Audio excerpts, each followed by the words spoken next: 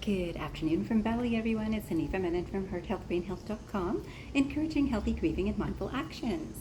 Today, I thought I would talk about a quotation that I actually had posted on both Facebook and LinkedIn yesterday, and it was a meaningful quotation that really had me reflecting for the day. So I thought I'd read this to you and elaborate on it. So this says, "We need to stop just pulling people out of the river. We need to go upstream and find out why they're falling in." Simple, right? So this is by Desmond Tutu. And so I'll read that one more time. We need to stop just pulling people out of the river. We need to go upstream and find out why they're falling in. Now, doesn't this make sense? So this is why this video is called Treat the Cause. And I can tell you that naturopathic medicine, which many of you know that I was a naturopathic doctor for many years, and in this, the same philosophy in medicine also, it's treat the cause, is one of the first tenets of healthcare. And so treat the cause, and naturopathic medicine certainly looks at this. I believe that actually a lot of healthcare does, and we also do this in our lives, don't we? That when we've gone through something not so easy, and we think, how did that happen? Now, this is how we work with things in psychology. Of course, we will look at, okay, what was the first time that all of this change happened? So let's say somehow someone is feeling in not such a vibrant place, in something like worry or fear or sadness. And I work with grief recovery, so this is of course very front and center in my mind. So this quotation by Desmond Tutu, when it says we need to stop just pulling people out of the river and find the cause, why are they falling in? I look at this from the perspective of our world today. And of course I look at it from an emotional perspective first, and then recognize how that then is leading to the thoughts, words, and actions that are coming from people. Now remember, thoughts first lead to emotions, which then lead to words, which then lead to actions. So thoughts first. So what do I think about this? So let's say we think about, why are people not able to feed themselves? Let's go and find out. Oh, it's because they're very poor. Okay, we can help by giving them some money. And someone else had mentioned this famous quotation. Don't remember who it's by, but it's a whole idea of you can either feed a man a fish or teach him how to fish. So you feed a man a fish, and you feed him for a day, and you teach a man how to fish, and he can eat for a lifetime. Same idea.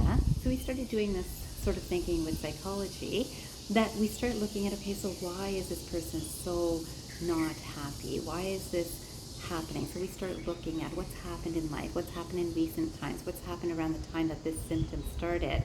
And we say, oh, okay, so this was the loss, this was a career change, this was a relationship change, this was death. So all of these things happened, and then we do an assessment, and we try to work through that experience and the emotions that are tied to that experience. And this leads to this assessment and then treatment. And this, again, often leads to what's called analysis paralysis. And analysis paralysis is literally, okay, one experience is thought of, and we work through that. We realize, oh, there's this other experience that also brings me the same emotion, so let me work through that. And so we see that whether psychology, psychotherapy, psychiatry became very popular because people always had another thing to work with. And when they've had some success with someone, in naturopathic medicine too, I have to say that it's exactly the same, that we see that, okay, that's the cause, so let's work on that cause. So that's short-sighted vision. Then we see again, oh, that's the cause. So if we start looking at the overall experience, so whether it's sadness, whether it's worry, whether it's fear, and then what is the cause of that, and what is the experience of that also.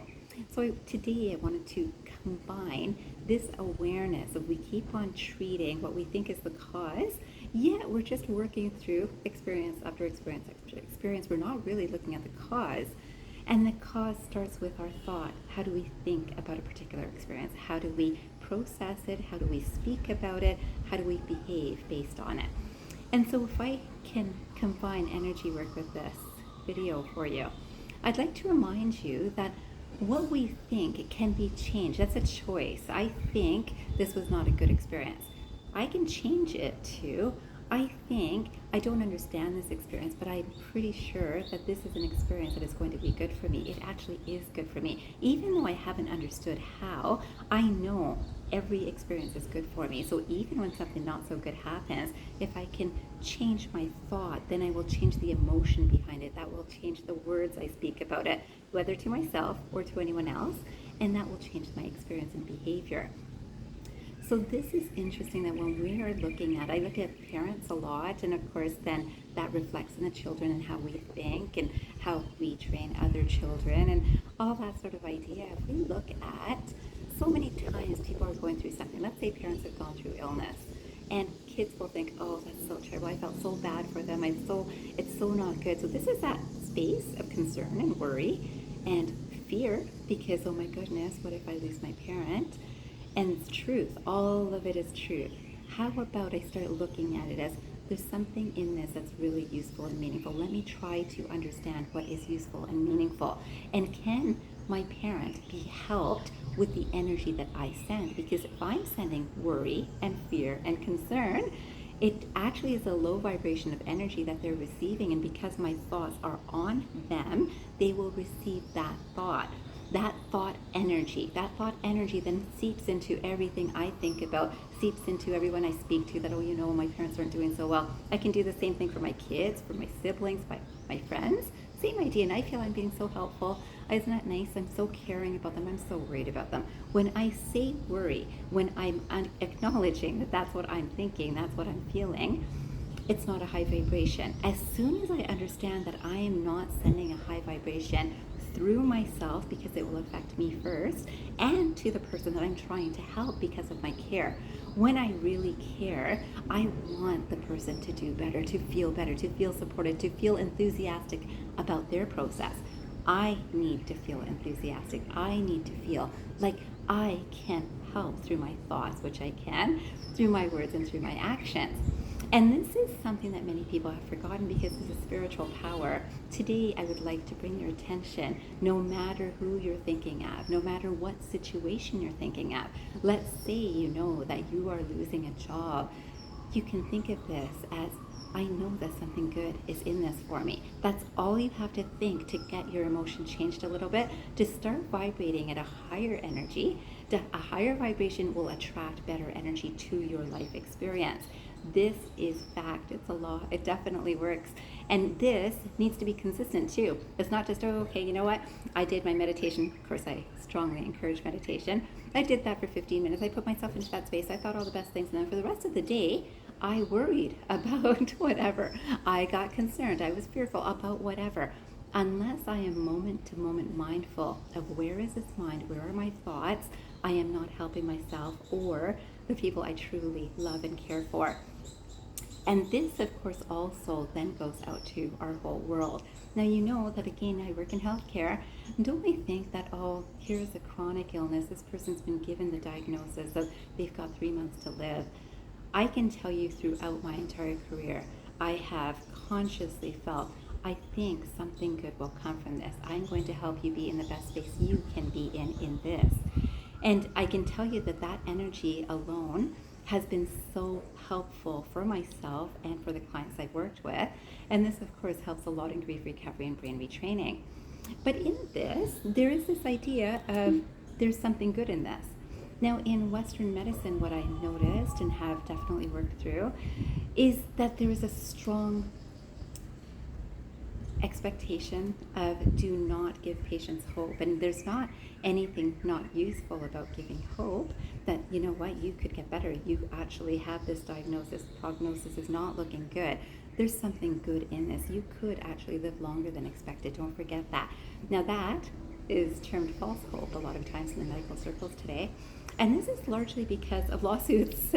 Bottom line is literally lawsuits became so big that if a family member then said, well, you know what, you said that my family member would live for longer, young or old, and or would get better, young or old, and because you said that, I'm taking you to court because you gave my family member false hope, you gave us false hope. Can you imagine? This is some of the technicalities that happens in medical politics these days. And again, I would like for you to understand that for yourself and for your own family, your own relationships, your own life experience. Know this truth that things have an equal possibility of moving into a really good space as moving into a not so good space.